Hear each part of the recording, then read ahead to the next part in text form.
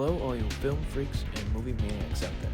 My name is Nolan Carr, and I'd like to welcome you to the go-to podcast for all things cinema. But before you can ask any questions, just sit back, relax, as I present to you a Strawlane Studio Productions Critiquing with Carr. And welcome back to another great edition of Favorite Film Friday here on Critiquing with Carr. As always, if you've enjoyed these reviews up until now, do us a favor by subscribing on YouTube, following on the audio platforms, clicking that thumbs up or like button so you can tell us you enjoy these episodes, turning on post notifications so you can stay up to date on those platforms when new episodes release, as well as clicking that share out so you can continue to grow the podcast with all your friends and family. Also, if you want other ways of staying up to date with the show, do us a favor by following us on Instagram at Critiquing with Carr, because on this week's great edition of Favorite Film Friday, we're discussing the classic Christopher Nolan movie, The Prestige. And with that being said, let's begin. Coming as the director, one of the screenwriters, and one of the producers of this film is Christopher Nolan. The co-screenwriters for this movie are Jonathan and Christopher Nolan. This movie is based off the book The Prestige by Christopher Priest. This film was produced by Emma Thomas, Aaron Ryder, and Christopher Nolan. The cast for this movie is as follows: Hugh Jackman,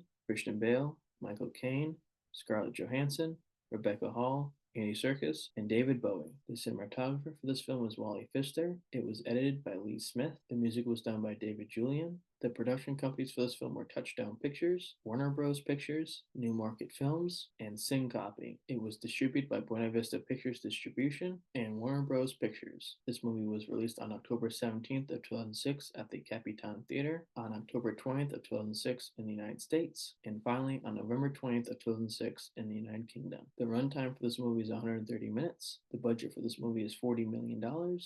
And the box office total for this movie is 109.7 million US dollars. The accolades for this film are as follows. At the Academy Awards, Wally Pfister was nominated for Best Cinematography, as well as Nathan Crowley and Julie Achipinti for Best Production Design. And now it comes time to one of my two favorite parts, which is an I list off the top 10 highest grossing films for that year's release, being 2006.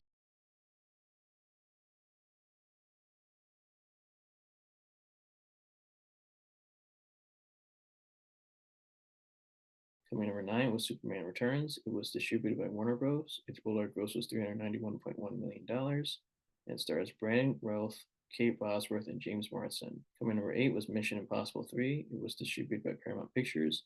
Its worldwide gross was $399.4 million. It stars Tom Cruise, Philip Seymour Hoffman, and Ving Rhames. Coming number 7 was X-Men The Last Stand. It was distributed by 20th Century Fox. Its worldwide gross was $460.4 million. It stars Hugh Jackman, Halle Berry, and Ian McKellen. Coming number 6 was Cars. It was distributed by Buena Vista Pictures. Its worldwide gross was $462 million. It stars Owen Wilson and Paul Newman. Coming number 5 was Night at the Museum. It was distributed by 20th Century Fox.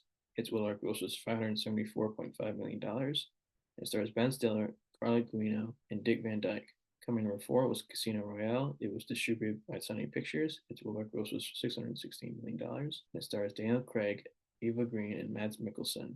Coming number 3 was Ice Age: The Meltdown. It was distributed by 20th Century Fox. Its worldwide gross was $667 million. It stars Ray Romano, John Leguizamo, and Dennis Leary. Coming in at number 2 was The Da Vinci Code. It was distributed by Sony Pictures. Its worldwide gross was $760 million. It stars Tom Hanks, Audrey Tautou, and Ian McKellen. And finally, coming in at number 1 as the highest grossing movie for 2006 was Pirates of the Caribbean: Dead Man's Chest.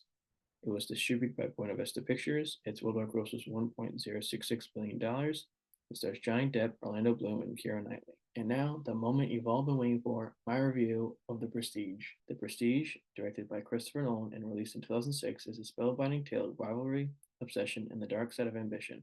Set in the world of stage magic in the late 19th century, the film stars Hugh Jackman as Robert Angier and Christian Bale as Alfred Borden, two magicians whose intense rivalry leads to tragic consequences. From the bustling streets of London to the elaborate theaters and dark backstage areas, the visual presentation is consistently engaging. Michael Caine's performance as Cutter, the stage engineer, is a highlight of the film. Caine's ability to blend seamlessly into his role brings a level of credibility and gravitas that anchors the story. His portrayal of Cutter, a man caught between two feuding magicians, is both nuanced and compelling. While Hugh Jackman and Christian Bale deliver strong performances, it's Caine's character that stands out for me. One aspect that detracts from the film's immersion is the inconsistency in accents. Set in 1890s England, it's perplexing that Robert Angier, played by Jackman, speaks with a full American accent. This lack of commitment to the period setting can be jarring and pulls you out of the story at times. Additionally, while David Bowie is a decent choice to play Nikola Tesla, his accent isn't entirely believable, which affects the character's overall authenticity. The story's pacing improves significantly after Angier stops reading Borden's journal. Jackman's portrayal of Angier's descent into madness, fueled by his obsession with besting Borden, is well executed and adds to the film's intrigue. The narrative structure of The Prestige is cleverly constructed, with the film ending as it began, effectively bringing the story full circle. This cyclical structure not only ties the narrative together, but also reinforces the film's central theme of illusion and deception. The climax of Prestige is particularly satisfying. The final revelations about the lengths Borden and Angier have gone to in their quest to outdo each other are both shocking and brilliant. The ending, where Borden reveals his true identity and the full extent of his and Angier's deceptions, is a masterstroke. Watching Borden gain the upper hand one last time over Angier, culminating in the final confrontation, is a thrilling conclusion that ties all the plot threads together in a gratifying way. The Prestige is a film that grows on you the further along it goes, culminating in a great ending. The film's length is appropriate, not too long, but just right to develop its complex narrative without overstaying its welcome. The pacing issues in the beginning are offset by the engrossing second half and the satisfying conclusion. In conclusion, The Prestige is a well-crafted film that combines a captivating aesthetic with strong performances and a compelling narrative. Despite some inconsistencies in accents and a somewhat confusing start, the film delivers a powerful story of rivalry and obsession, anchored by standout performances from Michael Caine and Christian Bale. The ending is particularly memorable, tying the story together in a way that is both surprising and satisfying. Given my enjoyment of intricate plots and exciting twists, I am proud to give this movie a 7.5 out of 10 on the Diamond Dave scale. With that being said, as we wrap up yet another great edition of the show, we have a few more things to discuss. As always, if you've enjoyed these reviews up until now, do us a favor by subscribing on YouTube, following on the audio platforms, clicking that thumbs up or like buttons so you can tell us you enjoy these episodes, turning on post notifications so you can stay up to date on those platforms when no episodes release, as well as clicking that share arrow so you can help continue to grow the podcast with all your friends and family. Also, if you want other ways to stay up to date with this amazing show, do us a favor by following us on Instagram at Critiquing with Carr. With that being said, my film freaks and cinephiles, happy viewing.